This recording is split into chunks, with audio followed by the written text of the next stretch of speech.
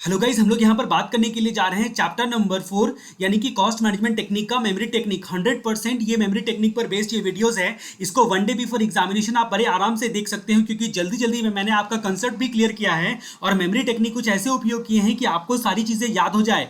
बस आपसे इतना रिक्वेस्ट है कि ये वीडियोस अपने दोस्तों तक जरूर शेयर करें जो आपके साथ एग्जाम देने के लिए जा रहे हैं। यहाँ पर cost control and waste control की बात हम लोग करते हैं। यहाँ पर जब सेल्स बढ़ता है और आपका कॉस्ट कम होता है तो जाहिर सी बात है रेवेन्यू बढ़ेगा।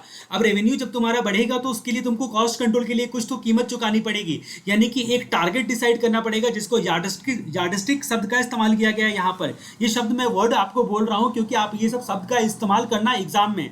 फिर यहाँ पर ये आपको पता ही है, बजटेड और एक्चुअल स्टैंडर्ड को कंपेयर करते हैं। उसके बाद रेगुलेट कॉस्ट। कॉस्ट कंट्रोल का मतलब कॉस्ट को रेगुलेट करना। ये कोई कानून बनाएगा क्या? हाँ, कानून बनाएगा एग्जीक्यूटिव। यानी कि यहाँ पर टाइप्स ऑफ टारगेट किसको कहा जाता है? ये जो टारगेट होगा, जिसको अभी अभी हमने यार्डस्टिक नाम से पुकारा, ये दो तरीके का टारगेट होता है, एक एक्सटर्नल और दूसरा इंटरनल। याद रहे, एक्सटर्नल और इंटरनल। और ये जो हमारा स्टैंडर्ड और बजट आप पढ़ते हो ना, वो किस चीज में होता है? वो इंटरनल में होता है। अब यहां पर बात करते हैं pre requisite of cost control. Cost control करना है तो बोलो जय श्री राम, जोर से बोलो जय श्री राम। यानी कि आप क्या करते हो? डेलीगेट। राम राम पर क्या करते हो? अपने एक्शन को डेलीगेट करते हो और आप कर्म को फॉलो नहीं करते हो, यानी कि अपने एक्शन को फॉलो करो। यानी कि यहां पर बात करते हैं डेलीगेट। डेलीगेट का मतलब डेलीगेशन ऑफ अथॉरिटी। जी हाँ, प्री रिक्विजिट है। सबसे पहले तुमको अथॉरिटी डेलीगेट करना पड़ेगा, टाइमली रिपोर्टिंग करना पड़ेगा, एग्री प्लान पर करना पड़ेगा।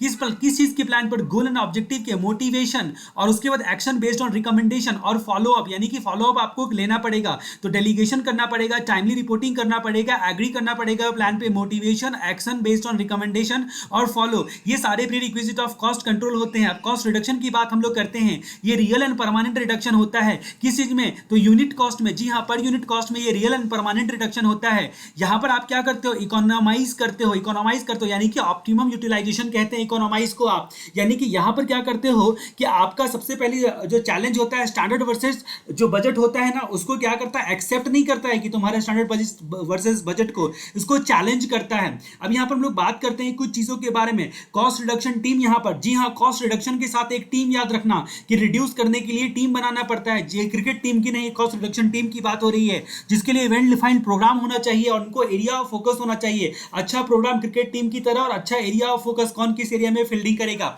उसके बाद कॉस्ट रिडक्शन, यानी कि कॉस्ट रिडक्शन करने के लिए आपको क्या करना पड़ेगा? दिन रात धूप का सामना करना पड़ेगा, धूप में पसीने बहाने पड़ेंगे। धूप का मतलब यहाँ पे इसको बोलेंगे डूप, DOOP, यानी कि डिजाइन, ऑर्गेनाइज, लेआउट, इक्विपमेंट, और उसके बाद जो है ना प्रोडक्शन प्लान एंड प्रोग्राम। यहाँ पर अभी अभी हम लोगों ने देखा जय श्री राम, और जय श्री राम में जो वानर सेना थी वो धूप में वो समुद्र में पत्थर डाल रही थी। यानी कि production design, organisation, layout, equipment और प्रोडक्शन प्लान एंड प्रोग्राम। अब कहानी हमारी आगे बढ़ती है और यहाँ पर बात करेंगे कुछ चीजों के बारे में। ये चीज को डिटेल में डिफाइन किया गया है, एक बार जस्ट आप रीड कर लेना, यही धूप को आपके। अब कहानी आगे बढ़ती है। यहाँ पर टूल्स एंड टेक्निक्स की बात हम लोगों को करनी थी, एक बार यहाँ पर हम देख लेते हैं। ये वही है जो पिछले चैप्टर्स में आपने पढ़ा है, kaizen costing, target costing, value analysis, inventory management, just in time. Just पिछले चैप्टर को देख लो, आपको सारा मेमोरी टेक्निक समझ में आ जाएगा। अब यहाँ पर कहानी आती है कि cost control and cost reduction में क्या अंतर होता है। ये रिडक्शन है, रियल परमानेंट होता है, और ये बजटेड वर्सेस एक्चुअल से कंपेयर करते रहता है। ये असली वाला है, रियलिस्टिक है, और ये टेम्पोररी वाला है। यहाँ पर क्वालिटी जो होती है, जो आपका रिडक्शन में क्वालिटी रिटेन करती है, आर फॉर रिडक्शन और आर फॉर क्वालिटी रिटेन। लेकिन यहाँ पर क्वालिटी की कोई गारंटी वारंटी नहीं है, कॉस्ट कंट्रोल के चक्कर में तुम्हारी क्वालिटी खराब कर देगा। यहाँ पर वेरिएंस की बात करते हैं। ये रिडक्शन को यार्डस्टिक नहीं, वेरिएंस से कोई मतलब नहीं रखता, उल्टा वेरिएंस को चैलेंज करता है, लेकिन ये वेरिएंस को ही टारगेट बनाकर चलता है। अब यहाँ पर बात करते हैं कि यहाँ पर कंटिन्यूस जो है स्टैंडर्ड को एग्जामिन किया जाता है, तो रिडक्शन में यस, और आपका दूसरा जो कंट्रोल था उसमें नो। उसके बाद ये जो रिडक्शन होता है वो डायनेमिक अप्रोच होता है, लेकिन कंट्रोल आपका लेस डायनेमिक होता है। सारे एरिया ऑफ बिजनेस में जो है ना रिडक्शन कवर करता है, लेकिन यहाँ पर जहां पर स्टैंडर्ड सेट किया जा सके, कंट्रोल उसी के चक्कर में फंसा रहता है। उसके बाद यहाँ पर फ्यूचर कॉस्ट पे आपका रिडक्शन फोकस करता है, लेकिन ये स्टैंडर्ड वर्सेस बजट करता है, इस चक्कर में प्रेजेंट और पास्ट पर ही केवल फोकस करता है। उसके बाद यहाँ पर ये सब्स्टिट्यूट का वे ढूंढता है, और ये सब्स्टिट्यूट का वे नहीं ढूंढता है, कॉस्ट कंट्रोल कंपेटिटिव एनालिसिस करता है। अब हमारी कहानी आगे बढ़ती है टारगेट कॉस्टिंग की। टारगेट कॉस्टिंग वर्ड आते के साथ प्रपोज्ड प्रोडक्ट में टारगेट किया जाता है,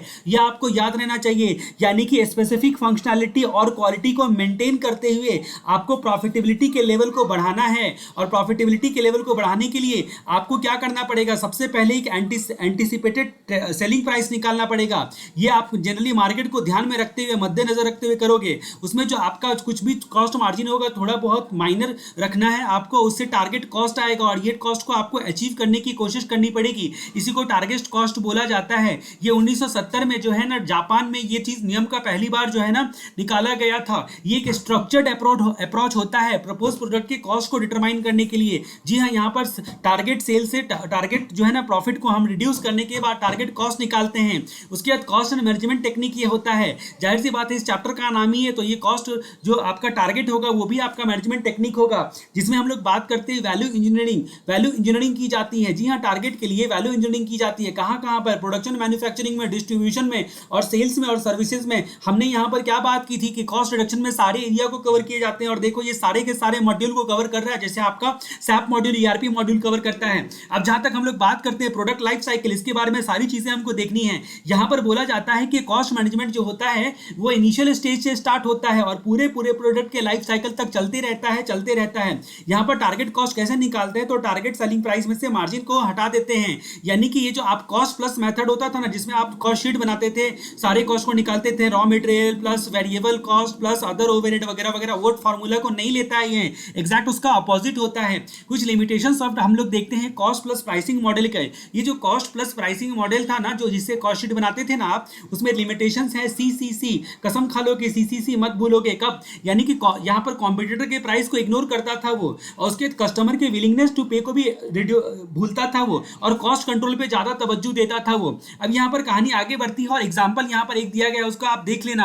अब जहां तक बात करते हैं स्टेप्स ऑफ टारगेट कॉस्टिंग, यानी कि टारगेट कॉस्टिंग के स्टेप्स क्या होते हैं, तो यहाँ पर इमेजिन करो कि आप गाड़ी ड्राइव कर रहे हो, यानी कि थिंक आप मार्केट में गाड़ी ड्राइव कर रहे हो और आपकी गाड़ी का जो वॉल्यूम है ना म्यूजिक का, वो काफी बढ़ा हुआ है। यानी कि आप उसको गाड़ी का एमसी बैलेंस नहीं कर पाए और किसी को ठोकने का पाप कर बैठे, और आपका फोकस जो है ना बाजू जो उससे जो लड़की क्रॉस कर रही थी उस पर था, इनडायरेक्ट फोकस। यानी कि ये टारगेट रखो कहां पर कि आपको मार्केट से सामान लाने जाना है, अपने टारगेट से डाइवर्ट होगे तो आपको चीजें याद नहीं रहेंगी। इसका मतलब think, market, drive, volume, MC balance और पाप, और उसके बाद जो है ना इनडायरेक्ट फोकस, ये सारे वर्ड्स को अगर आप एक साथ ध्यान में रखते हो तो आपको टारगेट कॉस्टिंग के स्टेप्स पता चल जाएंगे। जी हाँ, सबसे पहला जो स्टेप्स है उसमें बोलता है think, think, market, drive, volume. यानी कि थिंक यानी कि आपका थिंकिंग जो है ना, रिकल्चर ऑफ थिंकिंग, यानी कि वापस से सोचो, सब कुछ जीरो बेस बजटिंग के टाइप के वापस से सोचो। उसके बाद मार्केट, यानी कि मार्केट रिक्वायरमेंट को समझो। ड्राइव का मतलब मार्केट ड्राइविंग टारगेट प्राइस निकालो। वॉल्यूम कम करो, यानी कि वॉल्यूम ऑफ द प्रोडक्ट। उसके बाद यहाँ पर बात करते हैं एमसी बैलेंस। एम का मतलब क्या हो गया? मार्जिन। सी का मतलब कॉस्ट, और balance between target cost and requirement.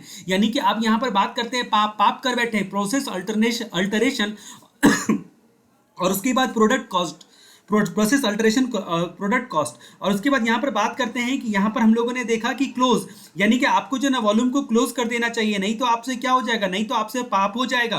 तो इनडायरेक्ट कॉस्ट एप्लीकेशन और उसके बाद फोकस। अब यहाँ पर हम लोग बात करते हैं कि सारी चीजों को एक बार आप मिला लेना, पूरी कहानी जो है ना मैं यहाँ पर डिटेल में नहीं समझा पा रहा हूँ। अब यहाँ पर बात करते हैं कि principle of target costing. Principle of target costing किसको कहा जाता है, तो यहाँ पर बात करते हैं कि प्रिंसिपल का मतलब क्या हो गया कि आपके प्रिंसिपल ने बोला कि बेटा एक काम करो, तुम बहुत अच्छे हो। आपके स्कूल के कॉलेज के प्रिंसिपल ने बोला, ठीक है, आपको टीम लीडर बना के रख दिया, और उसके बाद बोला कि ऑल लाइफ में वो सिर्फ एक ही वर्ड आपका प्रिंसिपल चिल्लाता था, focus focus focus, let's focus guys. बस उसको इतनी आदत थी। तो टारगेट कॉस्टिंग, वो हर वक्त फोकस करने के लिए बोलता था, टारगेट को पाने के लिए। तो आपको प्रिंसिपल की बहुत याद आ रही है, और उसकी याद में आप रोना मत। ये याद रखो, टीम का मतलब टीम वर्क, उसके बाद लीडर का मतलब लीडरशिप, टारगेट सेलिंग प्राइस का लीडरशिप। उसके बाद ऑल लाइफ, यानी कि लाइफ का मतलब यहां पर reduce cost product life cycle, life का मतलब लाइफ साइकिल, फोकस मतलब कस्टमर फोकस, और उसके बाद स्टेज ऑफ प्रोडक्शन। यहां पर आप ध्यान रखो, आपको याद रखना है प्रिंसिपल ऑफ टारगेट कॉस्टिंग, और आपका प्रिंसिपल आपको टीम लीडर बनाकर सारी लाइफ फोकस चिल्ला रहा था। यानी कि टीम वर्क, लीडरशिप और alteration in all stage of value chain, यानी कि सारे स्टेज ऑफ वैल्यू चेन में अल्टरेशन। उसके बाद लाइफ, यानी कि आपका reduce cost of product life cycle, customer focus, और यहां पर stage of product design design. अब यहाँ पर हम लोग बात करते हैं pros and cons of target costing. यहाँ पर बात करते हैं कि आपने देखा था बहुत सारी चीजें कॉस्ट रिडक्शन में पॉइंट आपको मिल जाएंगी। यहाँ पर देखा था टॉप टू बॉटम कमिटमेंट, सबका साथ सबका विकास, यानी कि टारगेट कॉस्टिंग का टारगेट क्या होता है, टॉप टू बॉटम कमिटमेंट, यानी कि उसके बाद इनोवेशन, रियल सेविंग, उसके बाद प्रोएक्टिव अप्रोच, उसके बाद वैल्यू एडेड एक्टिविटीज, और उसके बाद enhance product life cycle, market driven approach towards the course. यानी कि यहां पर आपको क्या करना है कि कुछ बातें समझनी है प्रोज एंड कॉन्स में। तो प्रोज में आपको याद रखना है वो सारी चीजें जो आपने देखा था रियलिस्टिक जो होता था कॉस्ट रिडक्शन में। कॉस्ट रिडक्शन में top to bottom commitment, proactive approach, value added activities पर ध्यान दिया जाता था, प्रोडक्ट लाइफ साइकिल और market driven approach towards the cost. यानी कि ये टारगेट कॉस्टिंग के पॉइंट्स आप उससे कंपेयर करके देख सकते हो। कॉन्स में यानी कि हम यहाँ पर देखते हैं लेंदी प्रोसेस। उसके बाद यहाँ पर लेंदी प्रोसेस कॉन्स क्या, टारगेट कॉस्टिंग के चक्कर में तुम कॉस्ट कटिंग करोगे ना तो तुम पर उंगलियां उठने लगेंगी। यहाँ पर साफ साफ बोला है finger point due to cost cutting, यानी कि आप पर उंगलियां उठाई जाएंगी। तो लेंदी प्रोसेस हो जाएगा। टारगेट कॉस्टिंग करना एक है लंबा प्रोसेस है, जिक किचकिच वाला प्रोसेस है। इसके बाद यहाँ पर बात करते हैं डिजाइन डिफिशियंसी। आपके डिजाइन में डिफिशियंसी रह गई, टीम का इशू आ गया, या फिर आपका जो है ना कॉस्ट ऑफ जो डिटेल डाटा आपको नहीं मिल पाया। कभी कभी क्वालिटी कॉम्प्रोमाइज भी हो जाती है टारगेट के चक्कर में, और फॉरकास्टिंग करना डिफिकल्ट हो जाता है। ये सारे पॉइंट्स को आपको ध्यान में रखना है। ये सब कौन से, यानी कि lengthy process, finger point due to cost cutting, उसके बाद design deficiency, team issue, cost of detail data, और उसके बाद यहाँ पर क्वालिटी कॉम्प्रोमाइज और फॉरकास्टिंग। ये सारे पॉइंट्स को आप ध्यान में रखो। उसके बाद उसी के आधार पर एक केस लॉज है।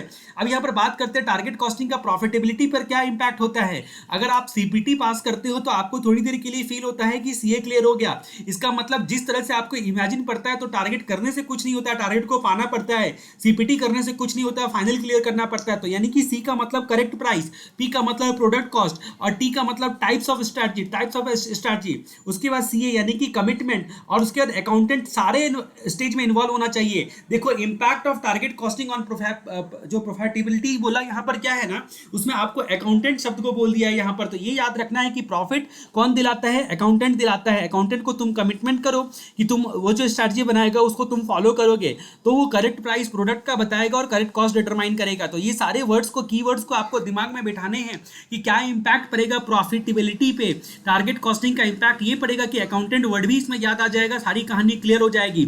अब यहाँ पर हम लोग बात करते हैं most useful situation for target costing. Target costing सबसे ज्यादा यूजफुल कहाँ पे होता है, तो जाहिर सी बात है कि ए बी सी और डी में होता है। टारगेट कॉस्टिंग का यूजफुल कहाँ यूजफुल होता है, असेंबली ओरिएंटेड में, अपोजिट टू रिपीटेटिव या फिर होमोजीनियस। रिपीटेटिव पे नहीं, असेंबली ओरिएंटेड में। असेंबली ओरिएंटेड पे बी का मतलब जहां पर पेबैक साइकिल जो प्रोडक्ट का होता है वो लेस देन 8 ईयर हो, यानी कि आपका जो भी प्रोडक्ट है ना वो उसका जो है ना कॉस्ट रिकवरी 8 साल से कम में हो जाए, वहां पर टारगेट कॉस्टिंग अच्छा होता है। सी का मतलब कॉस्ट रिडक्शन ड्यूरिंग, जो आपका प्लान डिजाइन पॉसिबल हो, प्लानिंग डिजाइन करते वक्त में कॉस्ट रिडक्शन पॉसिबल हो, नहीं तो फिर पूरी वाट लग जाएगी, टारगेट कॉस्टिंग अप्लाई ही नहीं हो पाएगा। तो असेंबली ओरिएंटेड जहां पर payback period less than 8 years है। उसके जहां तक कॉस्ट रिडक्शन, उसके बाद डी का मतलब यहां पर बात करते हैं कि डाइवर्सिफिकेशन ऑफ प्रोडक्ट हेवी है, वहां पर भी ये काम है। उसके बाद ये जो एबीसीडी है वही आपका मेमोरी टेक्निक है, यहां पर आपका यूज करने का, टारगेट कॉस्टिंग में आप यूज करने का एबीसीडी मेमोरी टेक्निक, तो आपको पता चल जाएगा कहां पर वो यूजफुल होता है। तो मेमोरी टेक्निक का मतलब मेथड इंप्लीमेंट करने का, यानी कि टारगेट कॉस्टिंग को इंप्लीमेंट करने के लिए जिट, वैल्यू इंजीनियरिंग जैसे टेक्नोलॉजी का तरीकों का इस्तेमाल किया जाता है। और टी का मतलब टेक्नोलॉजी ऑटोमेशन, टारगेट कॉस्टिंग के लिए आप टेक्नोलॉजी को ऑटोमेशन करो, आपका डिजाइन का एक पार्ट बन जाता है। यानी कि following feature expect to gain maximum from benefit from target costing. ये जो अगर आपसे पूछेगा most useful situation target costing के, तो उसको फीचर्स करके भी पूछा जा सकता है। मेन जो है ना क्या मैक्सिमम बेनिफिट होता है टारगेट कॉस्टिंग के, मैक्सिमम बेनिफिट बताएं। उसके बाद यहाँ पर बात करते हैं कि वैल्यू एनालिसिस किसको बोलते हैं, तो बोला गया है कि बिना क्वालिटी एंड वैल्यू को रिड्यूस किए हुए तुमको क्या करना है, अपने रॉ मेटेरियल को रिव्यू करना है और मॉडिफाई एंड इंप्रूव करना है डिजाइन को। ऐसा प्लस माइनस करना है कि अननेसेसरी आइटम जो है ना उसको रिड्यूस कर दें और अच्छी चीजों को जोड़ दें। इस तरीके से डिजाइन करना, अननेसेसरी चीजों को हटाओ। तो पहला स्टेप रॉ मेटेरियल पर ध्यान दो। रॉ मेटेरियल पर क्या ध्यान दो, रिव्यू करो कि तुम्हारी क्वालिटी सही है क्या, सस्ते में कहीं मिल सकता है क्या, डिजाइन को प्लस माइनस करो, अननेसेसरी आइटम को हटाओ। बिना क्वालिटी एंड वैल्यू को रिड्यूस किए हुए, इसी को वैल्यू एनालिसिस बोलते हैं। वैल्यू एनालिसिस करने के क्या स्टेप्स होते हैं, सबसे पहले प्रॉब्लम को जानो, उसके बाद कॉम्पिटिटर का जो इन्फॉर्मेशन है वो निकालो और वेरियस अल्टरनेटिव तुम्हारे पास क्या क्या ऑप्शन है वो देखो। यानी कि वैल्यू के लिए प्रॉब्लम जानो, कॉम्पिटिटर कंपेटिटर को पहचानो, इंफॉर्मेशन निकालो और अल्टरनेटिव डिसाइड करो। अब यहाँ पर बात करते हैं वैल्यू इंजीनियरिंग क्या होती है। बड़ा इत्तेफाक की बात है कि ये जो वैल्यू एनालिसिस से तुमने जो इंफॉर्मेशन निकाला है ना, उसके जानकारी को इस्तेमाल करने को वैल्यू इंजीनियरिंग कहा जाता है। जी हाँ, use of value analysis for new product, नए प्रोडक्ट के लिए आप इस्तेमाल करते हो तो standard and quality and reliability आप नए प्रोडक्ट में रखना चाहते हो तो बेटा वैल्यू एनालिसिस का इस्तेमाल कर दो। अब यहाँ पर बात करते हैं कि जब हम लोग वैल्यू एनालिसिस या वैल्यू इंजीनियरिंग का इस्तेमाल करते रहेंगे तो क्या क्या इशू अराइज हो सकते हैं। तो यानी कि इशू ये अराइज हो सकता है, जो तुम अगर पीडब्ल्यूसी का इंटरव्यू देने के लिए जाते हो तो तुम सबसे पहले क्या सोचोगे कि मेरा ड्रेस क्या रहेगा, यानी कि क्या पहन के जाएंगे। दिमाग में ये भी आएगा, क्या सवाल पूछेगा बाद में आएगा, पहले ही आएगा क्या पहन के जाओ, मेरे पास अच्छे प्रोफेशनल कपड़े चाहिए, यानी कि पीडब्ल्यूसी ड्रेस। ये इशू है आपके लिए वैल्यू एनालिसिस करने का, ताकि पीडब्ल्यूसी में आपको फील हो इंटरव्यू देने के लिए मस्त गए पूरा। ठीक है, अब यानी कि यहां पर value engineering, value analysis, PWC ड्रेस, यानी कि पीडब्ल्यूसी का मतलब यहां पर क्या होता है और ड्रेस का मतलब क्या होता है, जरा उसको देखते हैं। सबसे पहले पी का मतलब प्लान होता है, यानी कि बेटर प्लान प्रोसेस। डब्ल्यू का मतलब बेटर वे अच्छा होना चाहिए। उसके बाद पी का मतलब जो है ना प्लान होता है। उसके बाद सी का मतलब कंबाइन स्टेप को कंबाइन करना है, तो प्लान, वे और कंबाइन स्टेप। यानी कि पीडब्ल्यूसी में आप इंटरव्यू देने के लिए जा रहे हो तो आपकी सिटी में ऑफिस है कहाँ, उसका रास्ता क्या होगा ये भी आपको ढूंढना है। तो वे, ये वर्ड याद रखना किस चीज के लिए, अपनी वैल्यू के लिए सम इश्यूज में। उसके बाद ड्रेस का मतलब क्या हो गया, ड्रेस का मतलब हो गया डिजाइन मिनिमाइज, यानी कि डिजाइन कम से कम करना है आपको, इतना अच्छा होना चाहिए कि पूछो मत। उसके बाद फिर बोलते हैं कि रिलायबिलिटी एंड ड्यूरेबिलिटी जो होती है, क्या उसमें कोई एलिमिनेशन वगैरह किया जा सकता है, क्या किसी प्रोसेस को एलिमिनेट किया जा सकता है, क्या हम लोग किसी पार्ट को सब्स्टिट्यूट कर सकते हैं, और क्या हम सप्लायर्स का असिस्टेंट ले सकते हैं। यानी कि ये आपका ड्रेस का फुल फॉर्म हो गया। तो ध्यान रहे ड्रेस का फुल फॉर्म यहां पर क्या हो गया। अब जहां तक बात करते हैं, कहानी को और आगे बढ़ाते हैं। द इनिशियल वैल्यू इंजीनियरिंग में not uncover all possible cost saving. अगर एक बार में तुमने वैल्यू इंजीनियरिंग लगाया और तुम्हारा लगा कि सारे पॉसिबल कॉस्ट सेविंग को तुम कवर कर दोगे तो गलत फहमी में हो। यानी कि तुम्हारे वैल्यू इंजीनियरिंग से अच्छा है काइजन, क्योंकि इसमें वैल्यू इंजीनियरिंग का स्टेप को रिपीटेड मैनर में इस्तेमाल किया जाता है, काइजन। ठीक है, काइजन में मैंने यहाँ पर जेन बोला था ना, जेन का मतलब पढ़ा था जन, पिछले चैप्टर की ये कहानी है। जो जन का मतलब टीम वर्क यहाँ पर जरूरी है। ठीक है, टीम फॉर्म करना जरूरी होता है, और क्योंकि हम लोगों ने देखा था कि कॉस्ट रिडक्शन में टीम बनाना जरूरी होता था। अब यहाँ पर कहानी की बात आगे बढ़ती है और लाइफ साइकिल कॉस्टिंग की बात आती है। जी हाँ, हम लोगों को पूरे जो किसी भी प्रोडक्ट का लाइफ साइकिल होगा ना, उसका इंसेप्शन से लेकर डिक्लाइन तक उसके कॉस्ट और रेवेन्यू का एनालिसिस करना लाइफ साइकिल कॉस्टिंग कहलाता है। उसके कॉस्ट और रेवेन्यू का पूरे लाइफ में एनालिसिस करना। उसके बाद बात करते हैं कि प्रोडक्ट लाइफ साइकिल में किसको बोलते हैं, कि यहाँ पर किसी भी प्रोडक्ट का लाइफ साइकिल को 4 भागों में बांटा जाता है। आईजीएमडी यानी कि introduction, growth, maturity, decline. Introduction, growth, maturity, decline. Introduction, growth, maturity और डिक्लाइन, ये 4 पार्ट में बांटा जा सकता है। अब जहां तक हम लोग बात करते हैं इंट्रोडक्शन फेज की, तो इंट्रोडक्शन फेज में क्या होता है, सेल कम होता है और कस्टमर कुछ ही होते हैं। इंट्रोडक्शन फेज में कभी नया आया है तो सेल्स उसका कम ही होगा ना, और कुछ एक्सपेरिमेंट करने वाले कस्टमर होंगे, इनोवेटिव कस्टमर्स होंगे। ठीक है, अगर मान लीजिए कि आईफोन आया था तो उसको सेल भी कम था और खरीदने वाले भी ज्यादा थे, और जो प्रॉफिट था वो बहुत ज्यादा नहीं था। अब जहां तक हम लोग बात करते हैं कि फॉर एग्जांपल अगर इंट्रोडक्शन स्टेज में अभी कौन है, तो ये जो C+ टाइप वाला जो छोटा पेन ड्राइव आता है ना, जो कि अमेजोन फ्लिपकार्ट पे आपको बराबर मिल रहा होगा अभी देखने को।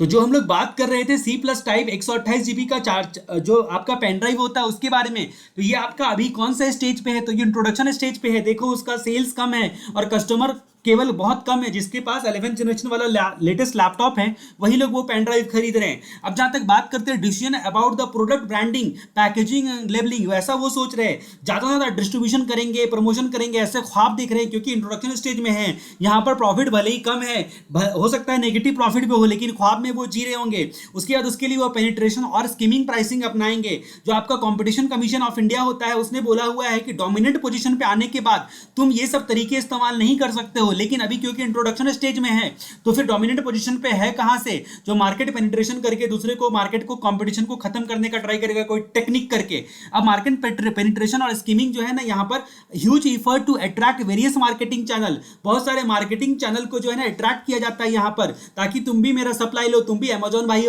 भी रखो, हर दुकानदार रखो, ऐसा चाहेगा उसी टाइप वाला।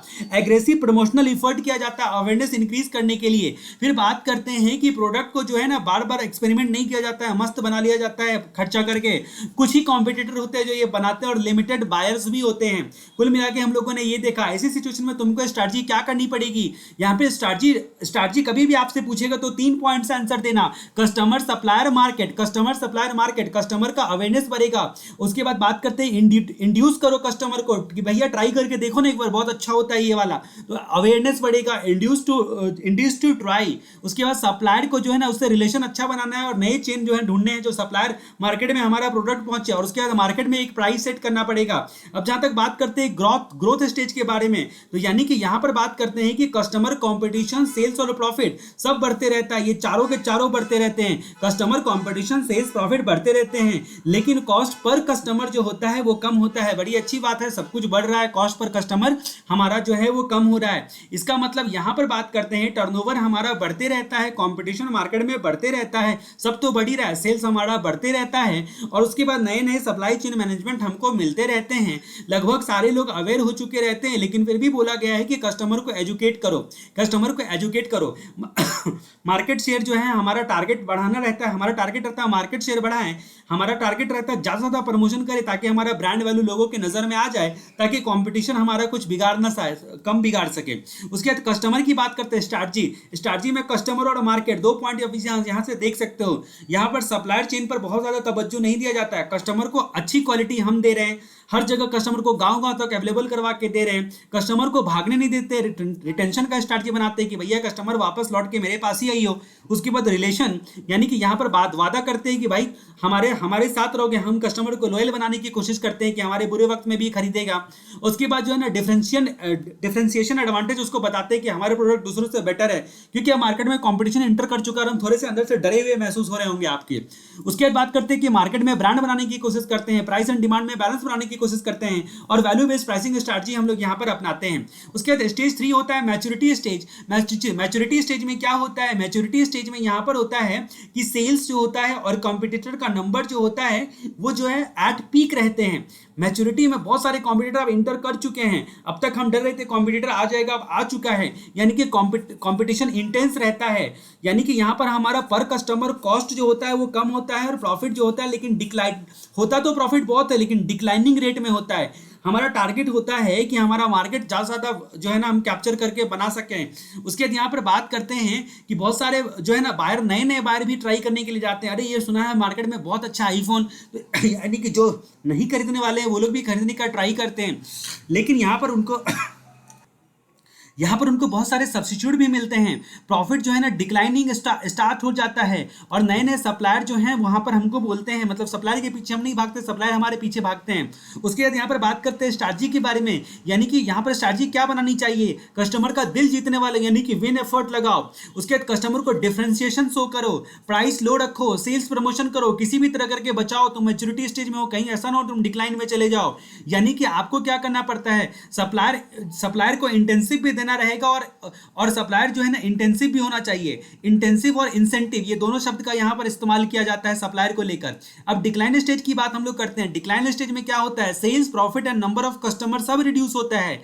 कॉस्ट पर कस्टमर, ठीक है, उसका कॉस्ट पर कस्टमर जो होता है वो हमारा कम होता है, लेकिन कस्टमर बेस भी हमारा धीरे धीरे लो हो जाता है। यानी कि यहां पर हम लोग बात करते हैं कि आपको क्या करना पड़ेगा। जैसे सीडी का मार्केट अब खत्म हो चुका है, यानी कि टेक्नोलॉजी पुरानी हो रही है, यानी कि अब यहां पर बात करते हैं कि यहाँ पर सेल्स नो या फिर वेरी लो रहेगा। अब कौन डीवीडी सीडी खरीदता है पेन ड्राइव के जमाने में। उसके यहाँ पर बात करते हैं एक दिन पेन ड्राइव भी बंद हो जाएगा और कुछ और आ जाएगा। टेक्नोलॉजी जो है ना रिड्यूस हो रही है, लोगों का टेस्ट जो है वो खत्म हो रहा है, ठीक है, हमारे प्रोडक्ट को लेके। प्रॉफिट जो है ना बहुत बुरी तरह से नेगेटिव की तरफ जा रहा है, ठीक है, इसके मतलब हमारे को डूबने की पूरी संभावनाएं हैं। अब ऐसे में तुम स्ट्रैटेजी क्या रखोगे, तुम्हारे पास कोई ऑप्शन है प्राइस लो रखने के अलावा, प्राइस लो रखो और खुद के प्रोडक्ट को जितना डिफरेंशिएशन साबित करने की कोशिश कर सकते हो कर लो, या फिर अगर तुमसे नहीं जमता है ना तो डिसकंटिन्यू करो प्रोडक्ट को। उसके बाद लॉयल कस्टमर लोगों को ऑफर दे दो, अपने लॉयल कस्टमर लोगों को कि भाई ये तुम यूज करते रहो ना, बहुत अच्छा है हमारा।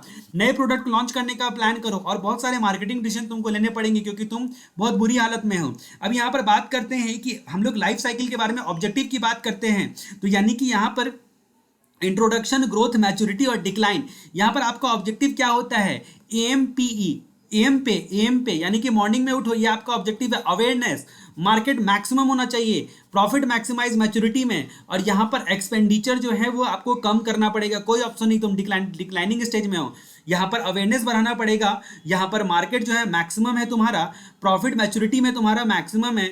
उसके बाद यहाँ पर बात करते हैं कि सेल, लो सेल, रैपिडली राइजिंग सेल यानी कि ग्रोथ में, उसके बाद पीक सेल और डिक्लाइनिंग सेल। फिर बात करते हैं कि कॉस्ट पर कस्टमर, शुरुआत में तो इंट्रोडक्शन में बहुत ज़्यादा होता है लेकिन मैच्योरिटी और डिक्लाइन में लोएस्ट होता है और ग्रोथ के टाइम में एवरेज होता है। फिर बात करते हैं प्रॉफिट, यहाँ पर नेगेटिव होता है और यहाँ पर डिक्लाइनिंग होता है, यहाँ पर राइजिंग प्रॉफिट होता है और यहाँ पर हाई प्रॉफिट होता है। उसके बाद जो है ना ये सारी चीजें आप देख सकते हो। फिर यहाँ पर बात करते हैं स्ट्रैटेजी आप क्या बनाओगे, तो price strategy, advertisement strategy, distribution strategy, sales promotion strategy. यानी कि देखिए जब आपको स्ट्रैटेजी पूछी जाएगी तो आपको ये पॉइंट बता रहा है कि आपको product, price, advertisement, distribution, sales promotion, इन सब बातों को ध्यान में रखकर स्ट्रैटेजी बताना है एक एक पॉइंट करके। यानी कि कॉस्ट प्लस प्रॉफिट, यानी कि अभी क्या होता है ना स्ट्रैटेजी, यहाँ पर थोड़ा प्रॉफिट कमाओ, यहाँ पर तुम्हारा जो है ना ग्रोथ स्टेज में है ज्यादा प्रॉफिट कमाओ, लेकिन मैच्योरिटी में जो है ना यहाँ पर क्या करो, प्राइस जो है ना तुम कम करने का कोशिश करो, ज्यादा प्रॉफिट के चक्कर में मत रहो क्योंकि कॉम्पिटिटर इंटर कर चुके हैं बुरी तरह से, और डिक्लाइनिंग में तो बहुत कम प्राइस रखो।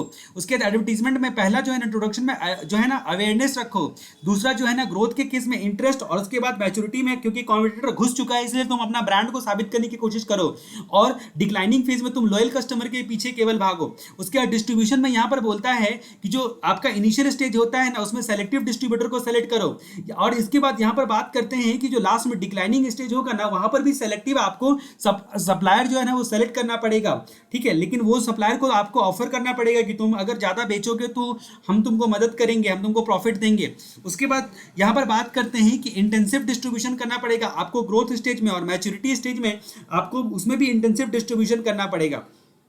इस तरीके से आप देख सकते हो सेल्स प्रमोशन जो है यहाँ पर ज्यादा, यहाँ पर ब्रांड पर फोकस, और यहाँ पर मिनिमम सेल प्रमोशन पे मत जाओ, डिक्लाइनिंग फेज में हो कुछ नहीं मिलने वाला है, सीसीटीवीटी अभी कितना भी प्रचार कर ले पर आप खरीदने वाले नहीं हो। अब यहाँ पर बात करते हैं characteristics of product life cycle, product life cycle के कैरेक्टरिस्टिक्स क्या क्या होते हैं, तो यानी कि यहाँ पर बात करते हैं पीएम का फंक्शन, यानी कि प्रोडक्ट लाइफ साइकिल, प्रोडक्ट कौन, अगर मान लो prime minister Narendra Modi cycle चलाते हैं, ठीक है, उनकी लाइफ में वो साइकिल चलाते हैं इसीलिए वो इतना काम कर पाते हैं, तो पीएम फंक्शन ये आपका जो है ना प्रोडक्ट लाइफ साइकिल का कैरेक्टरिस्टिक्स है। अब यहाँ पर बात करते हैं कि प्रोडक्ट लाइफ साइकिल, अब ये किसके कैरेक्टरिस्टिक्स है, तो यानी कि अब यहाँ पर हमको पीएम याद करना है और फंक्शन याद करना है, इससे हमको याद आएगा कि उसको डर बना रहता है अगर साइकिल चला के मोदी जी निकलेंगे तो हो सकता है कोई उड़ा दे, थ्रेट एंड अपॉर्चुनिटीज, उसके बाद प्रिडिक्ट करना पड़ेगा उनके ऑफिसर्स को मोदी पे कोई अटैक करने वाला है, उसकी लाइफ पर रिस्क आ जाएगा, लाइफ पर threat, predict prime minister function, predict prime minister function life, यानी कि आपका characteristics of product life cycle क्या होता है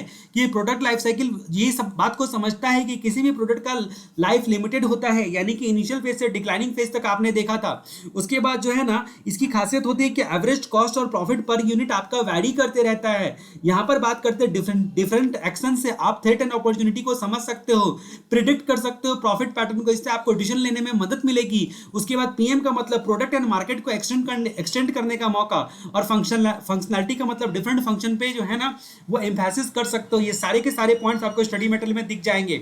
अब जहां तक हम लोग बात करते हैं benefit of product life cycle, यानी कि यहां पर हम लोग क्या करते हैं benefit of product life cycle, product life cycle में भी जो अभी भी आप जो है ना वो हनुमान जी को याद करो, वो राम जी को याद करो, रामा, तो रामा का आपको बहुत लॉन्ग पिक्चर चाहिए, उसको आप बहुत दिनों से ट्रेस कर रहे हो और आप सोच रहे हो कि मैं जिंदगी में ढूंढूंगा जब तक सबसे बड़ा पिक्चर राम जी का ना मिले। ये आपका लाइफ साइकिल कॉस्टिंग है, यानी कि product life cycle costing. Rama long picture trace life time, यानी कि रामा का मतलब यहाँ पर क्या हो गया रिवार्ड, आर का मतलब रिवार्ड, ए का मतलब जो है असेसमेंट जो है ना। अब यहाँ पर बात करते हैं जो असेसमेंट आप करोगे ये रियलिस्टिक असेसमेंट करोगे। उसके बाद एम का मतलब manufacturing cost control, manufacturing cost का कंट्रोल करोगे। ये आपका प्रोडक्ट लाइफ साइकिल में आपका ये सब टारगेट है, देखिए ये सब आपको ध्यान देना है। रियलिस्टिक प्रॉफिट आप डिटरमाइन करोगे, रिवार्ड लॉन्ग टर्म में मिलना चाहिए ये सोचोगे, एक्शन जो है ना वो अकॉर्डिंगली कैरी करोगे। उसके बाद इंक्रीमेंटल कॉस्ट आपको पूरे लाइफ टाइम का पता चलता है, लॉन्ग टर्म पिक्चर को ध्यान में रखोगे कोई भी डिसीजन लेने से पहले, और research and development cost traceable रखोगे, ऐसा नहीं रिसर्च में पूरा पैसा खर्च किए जा रहे हैं। अब जहां तक बात करें use of product life cycle को शॉर्ट में बोला, उसका इस्तेमाल भी पीएलसी शॉर्ट में इस्तेमाल किया। पीएलसी, पी का मतलब प्लानिंग टूल, सी का मतलब कंट्रोल टूल, और उसके बाद एल का मतलब लेस यूजफुल, यानी कि फॉरकास्टिंग जो अदर टूल होते हैं ना इनके सामने में कम यूजफुल होते हैं, क्योंकि प्रोडक्ट लाइफ साइकिल में ना ज़्यादा फोरकास्टिंग पे फोकस किया जाता है। तो प्लानिंग टूल, बाकी टूल लेस यूजफुल, और कंट्रोल टूल, ये तीन यूज है भाई। हमको प्लान करने में मदद करता है, प्रोडक्ट लाइफ साइकिल का ये इस्तेमाल है। कंट्रोल टूल देता है हमको, और दूसरे टूल के कंपैरिजन में हमको फोरकास्टिंग करने में ज़्यादा मदद करता है, दूसरा वाला लेस यूजफुल है। उसके बाद हम लोग बात करते हैं पैरेटो एनालिसिस के बारे में। इटली सुनते के साथ आपको सोनिया गांधी याद आती है। Focus most important aspect of decision, सबसे इंपोर्टेंट मोस्ट एस्पेक्ट डिसीजन पर फोकस करता है, 80-20 रूल को अपनाता है। यानी कि ये समझता है कि हमारा जो 80% रेवेन्यू ना 20% प्रोडक्ट ही निकाल के देता है, 80% रेवेन्यू जनरेट करता है 20% प्रोडक्ट, तो वो 20% प्रोडक्ट को ध्यान दो। यानी कि तुमको क्या करना पड़ेगा ना, फास्ट मूविंग आइटम का तुमको जो है ना ध्यान देना पड़ेगा। 20% प्रोडक्ट ही 80% रेवेन्यू जनरेट करके देता है, ये पैरेटो एनालिसिस बोलता है। अब यहाँ पर प्रॉस एंड कॉन्स के बारे में हम लोग देखते हैं पैरेटो एनालिसिस के बारे में। तो प्रॉस एंड कॉन्स क्या होती है, तो यहाँ पर बात करते हैं कि सबसे पहले पैरेटो एनालिसिस का फायदा क्या होता है कि आपको प्रायोरिटी बताता है कि किस चीज पर फोकस करो। वो 20 वाले पे फोकस करो ना, 20 वाले जो प्रोडक्ट है वो तुमको 80% रेवेन्यू जनरेट करके देगा। अवेलेबल रिसोर्सेज का ऑप्टिमल यूज करो, optimal use of available resources, root cause को समझो, ठीक है, और ईच कॉज एंड फैक्टर को आइडेंटिफाई करो, हर एक कॉज एंड फैक्टर को आइडेंटिफाई करो। पैरेटो यानी कि ई का मतलब यहाँ पर, टी का मतलब साइलेंट है, ओ का मतलब यहाँ पर बोलता है कि जो कंट्रोल मैकेनिज्म, ठीक है। अब यहाँ पर टो का मतलब आप समझो, टो का मतलब कंट्रोल, टो का मतलब कंट्रोल, ठीक है, यानी कि आपका पैरेटो। पी का मतलब समझो पैरेटो एनालिसिस का ही प्रॉस है, ठीक है। आपको याद रखना है क्या क्या इसमें खासियत है। प्रायोरिटी फोकस पर करता है, अवेलेबल रिसोर्सेज का ऑप्टिमल इस्तेमाल करो, प्रॉब्लम के रूट कॉज को समझो, और ई का मतलब कॉज एंड फैक्टर को, जो हर एक कॉज एंड फैक्टर को, ईच कॉज एंड फैक्टर को आइडेंटिफाई करो, और कंट्रोल मैकेनिज्म रखो, ठीक है। ये बातें जो है ना हम लोगों ने देखा। अब यहाँ पर बात करते हैं कि कॉन्स क्या होता है, पैरेटो का कॉन्स क्या होता है। तो पैरेटो का कॉन्स होता है कि एक पैरोट है, तोता, और उसको वेद याद है, वेद WED वेद, यानी कि रॉन्ग कॉज आइडेंटिफाई कर लेगा। ये एक डर है पैरेटो एनालिसिस का कि कहीं ऐसा ना हो कि तुम जो है ना अभी भी बोला था cause and pros and cons बताने के लिए, और अभी भी यहाँ पर बोला था रूट कॉज को समझो। हो सकता है कि तुमने कॉज जो है ना गलत जो है ना डिटरमाइन कर लिया हो। फिर बोलता है कि आपका जो इंपॉर्टेंट प्रॉब्लम जो है ना उसको कहीं एक्सक्लूड ना कर दे, इंपॉर्टेंट प्रॉब्लम को एक्सक्लूड ना कर दे। और डी का मतलब डेटा पर डिपेंडेंट होगा, डेटा सही तो सही हो जाएगा, नहीं तो गड़बड़ हो सकती है। उसके बाद एप्लीकेबिलिटी ऑफ पैरेटो कहाँ पर एप्लीकेबल होगा, यानी कि ना एमपीएससी ना यूपीएससी, एपीएससी पर एप्लीकेबल होगा, एपीएससी क्वालिटी पर, एपीएससी क्वालिटी। यानी कि आप ये समझ लो जैसे एमपीएससी यूपीएससी होता है, वैसे अभी सर ने एक निकाला एपीएससी। तो ए का मतलब एक्टिविटी बेस्ड कॉस्टिंग, पी का मतलब प्राइसिंग ऑफ द प्रोडक्ट, सी का मतलब कस्टमर एनालिसिस, स्टॉक कंट्रोल, और इसके क्वालिटी, एपीएससी क्वालिटी, यानी कि पैरेटो एनालिसिस का एप्लीकेशन एपीएससी क्वालिटी। अब यहां पर हम लोग बात करते हैं कि इसको आप कैसे याद करोगे। तो देखो एप्लीकेशन में ए पी एस और उसके बाद सी, ये चारों के चारों वर्ड आते हैं। तो एपीएससी ऑफ पैरेटो एनालिसिस बड़े ध्यान से देखो अपने फोटोजेनिक मेमोरी में। और उसके बाद गौर करो, activity based costing, pricing of the product, customer analysis और स्टॉक कंट्रोल और क्वालिटी। आपको याद आएगा, कसम खा लो कि याद आने वाला है, या कसम खा लो अभी तुम भूलने वाले हो तो पक्का नहीं भूलोगे। कसम खा लो तुम भूलने वाले हो, pricing of the product, customer analysis, stock control, activity based costing और क्वालिटी कंट्रोल, तुम नहीं भूले हो, तुम देख लो। अब यहाँ पर बात करते हैं कि pricing of the product. Pricing of the product में हम लोग यहाँ पर क्या करते हैं, यहाँ पर बोला गया है कि जो आपका प्रॉफिट एनालिसिस करते हैं, कॉस्ट पर यूनिट के हिसाब से हम लोग निकालते हैं। अभी कभी कभी क्या होता है ना कि 80% रेवेन्यू जो होता है 20% प्रोडक्ट जनरेट करता है। यही बात हम लोगों ने देखी थी प्रोडक्ट का प्राइसिंग के बारे में। फिर यहाँ पर हम लोग बात करते हैं प्रोडक्ट सिग्निफिकेंस क्या होता है। जो पार्ले जी कंपनी जो होती है ना, उसने कोविड में बोला कि सबसे ज्यादा अभी तक हम लोगों का बेस्ट चल रहा है, यानी कि लॉकडाउन में बैठ के सब लगता है पार्ले जी खा रहे थे। अब यहाँ पर बात करते हैं कि आपका यहाँ पर pricing decision by top management. ये जो प्राइसिंग डिसीजन होता है ना प्रोडक्ट प्राइसिंग का, वो कौन लेता है, ये टॉप मैनेजमेंट के नीचे थोड़ी ना कोई लेगा, ठीक है। अब यहाँ पर बात करते हैं कस्टमर प्रॉफिटेबिलिटी एनालिसिस का मतलब क्या होता है, 20% कस्टमर 80% प्रॉफिट जनरेट करके देगा। स्टॉक कंट्रोल का मतलब क्या होता है, 20% क्वालिटी हमारे 80% वैल्यू को जनरेट करता है। जो क्वालिटी वाला स्टॉक हम लोग जो यूज करेंगे ना, वो हमारे 80% वैल्यू को जनरेट करके देता है। उसके बाद यहाँ पर बात करते हैं application in activity based costing. यहाँ पर बात करते हैं जो 20% कॉस्ट ड्राइवर होता है ना, वो 80% टोटल कॉस्ट पूल को डिवाइड करता है, यानी कि 20% कॉस्ट ड्राइवर ही एक्टिविटी, ज्यादा से ज्यादा एक्टिविटी यानी कि कॉस्ट पूल को जो है ना उससे आप डिटरमाइन करते हो। 80% प्रॉब्लम जो जो होता है वो 20% का ही कारण की वजह से होता है, 20% का ही कारण की वजह से होता है। अभी देखो देश में जो है ना ज़्यादा से ज़्यादा लोग अच्छे ही हैं, लेकिन कुछ ही लोग बुरे होने की वजह से देश बदनाम हो जाता है। अब यहाँ पर कहानी हम लोग बात करते हैं इन्वायरमेंटल मैनेजमेंट अकाउंटिंग, EMA किसको बोलते हैं? नाम से जाहिर है EMA यानी कि इन्वायरमेंट से आपका बहुत नाजुक रिश्ता है। अब यहाँ पर बात करते हैं areas of application of EMA, यानी कि इन्वायरमेंट को अगर डैमेज कर दोगे ना तुम, तो तुमको क्या कॉस्ट बियर करना पड़ेगा। तुम जो प्रोडक्शन प्रोसेसिंग कर रहे हो उसकी वजह से इन्वायरमेंट पे क्या इंपैक्ट पड़ता है, सोसाइटी पे क्या इंपैक्ट पड़ता है, इन सब का कॉस्ट को जो है ना आप क्या करोगे, क्वांटिफाई करने की कोशिश करोगे और अकाउंटिंग करोगे, इसको EMA बोलते हैं। फिलहाल हम लोग यहाँ तक देखते हैं, फिर आपको ये पॉइंट से खुद ही समझ में आ जाएगा। यहाँ पर बात करते हैं area of application of EMA को एप्लीकेशन करेंगे कहाँ, तो यहाँ पर बात करते हैं ABCD पढ़ते वक्त में, यानी कि बचपन से ही सिखाया जाएगा कि बेटा पानी का बॉटल स्कूल से निकलने के बाद किसी पौधे के जड़ में डालना, इधर उधर रोड पे मत फेंक देना, जो कि हम बचपन में क्या करते थे। अप्रेजल इन्वेस्टमेंट, B का मतलब बजटिंग, कॉस्ट कैलकुलेशन, उसके बाद डब्बा यानी कि प्रोडक्ट का डब्बा प्राइसिंग, प्रोडक्ट प्राइसिंग, उसके बाद जो है ना इन्वायरमेंटल, प्रोजेक्ट और टारगेट कॉस्ट, यानी कि आपको ये चीज देखना है कि कौन कौन से एरिया है। तो अप्रेजल इन्वेस्टमेंट में, बजटिंग में, उसके बाद जो है ना कॉस्ट कैलकुलेशन में, प्रोडक्ट प्राइसिंग में, डब्बा यानी कि प्रोडक्ट, ठीक है डब्बा में बंद रहता है ना प्रोडक्ट, इन्वायरमेंट में और प्रोजेक्ट और टारगेटिंग में, सब चीजों में तुम EMA को कंसिडर करो।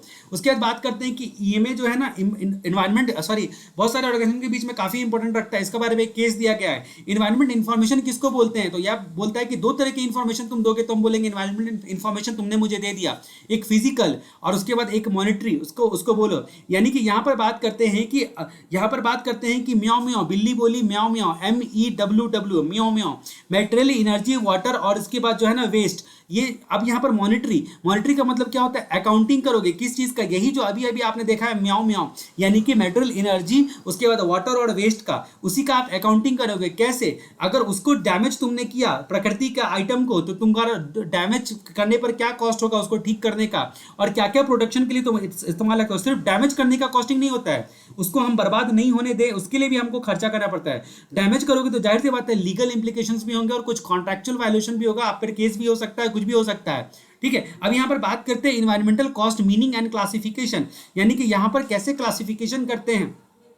तो यानी कि क्लासिफिकेशन करने के लिए आपको क्या करना पड़ता है, सबसे पहले हम लोग एक्चुअल या पोटेंशियल जो है ना नेचुरल एसेट्स को जो डिटोरिएट कर रहे हैं ना, उसकी वजह से हमको जो कीमत निकालनी पड़ती है उसको ही हम लोग कैलकुलेशन करते हैं। यहाँ पर 4 पॉसिबल तरीके से क्लासीफाई किया जा सकता है। गैंट यानी कि G का मतलब जेनेरिक क्लासिफिकेशन, E का मतलब जो है ना US इन्वायरमेंटल प्रोटेक्शन एजेंसी, ये एक एजेंसी है।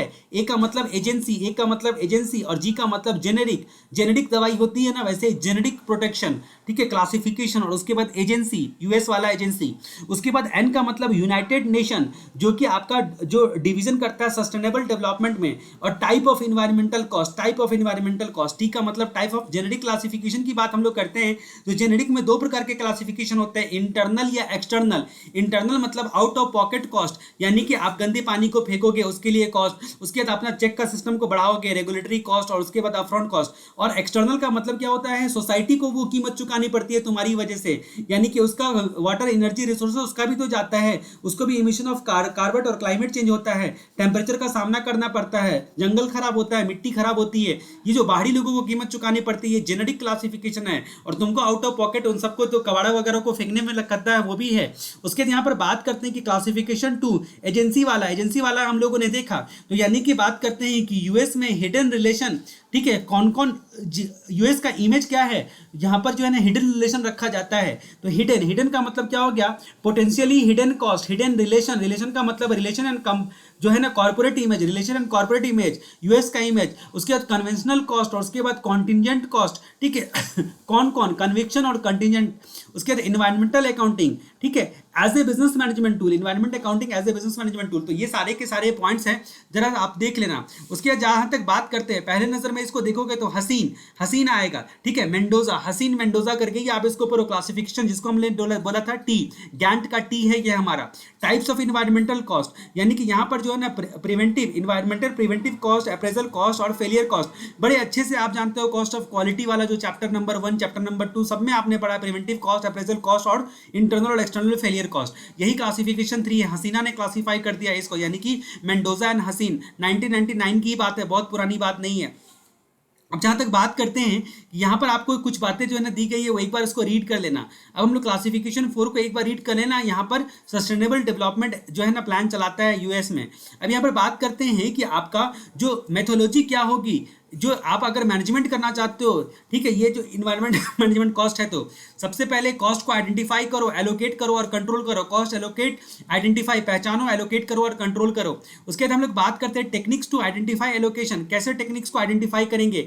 इन्हीं कॉस्टिंग में जो भी आप टेक्निक को क्या आइडेंटिफाई करने के लिए कोई भी कॉस्टिंग में आप यूज करते हो, एक्टिविटी बेस्ड कॉस्टिंग करते हो, इनपुट से आउटपुट तक के लिए कॉस्ट रेट निकालते हो, इनपुट आउटपुट का फ्लो देखते हो और पूरे लाइफ साइकिल कॉस्टिंग करते हो, तो ये आपका आइडेंटिफाई करते हो इस तरीके से।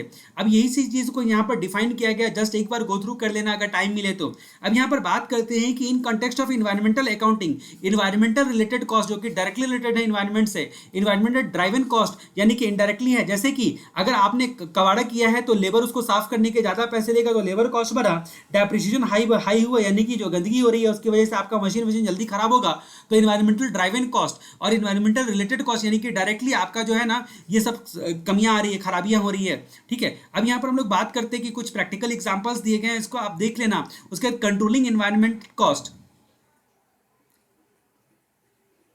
और आगे के हम लोग यहां पर देखते हैं कि आगे कुछ टॉपिक्स बचे हुए। Role of EMA in product और process related decision making, related EMA और रिलेटेड डिसीजन मेकिंग। जैसे ही आपको ये बात दिख गया तो रिलेटेड का री उड़ा लेना, रीकैलकुलेट कॉस्ट, री इवेल्युएट प्रॉफिट, रीडिजाइन प्रोसेस, ठीक है। ये रिलेटेड वर्ड को गौर करो, ईएमए के साथ जब रिलेटेड डिसीजन वर्ड आ गया तो रीकैलकुलेट कॉस्ट, री evaluate profit, redesign process. Environment को भी ध्यान तो रखो, तुमने जो कॉस्ट देखा वो देखा, अब हम करेंगे इन्वायरमेंट को ध्यान में रख के। रीकैलकुलेट कॉस्ट, री evaluate profit, redesign process, phase out product when change is dramatic, phase out जो है ना प्रोडक्ट, यहां पर ये चीज हमने देखा। अब प्रोज एंड कॉन्स में हम लोग देखते हैं, रेवेन्यू और इमेज को इंप्रूव करता है, ये ईएमए की खासियत है, और कॉस्ट को कम करता है, ये तो बड़ी अच्छी खासियत है। उसके बाद एक ग्रीन अकाउंट एक्ट करके जो है ना, ये हो सकता है कि कहीं पर पूछ लिया जाए, तो डेनमार्क अगर याद आ जाए तो लिख देना।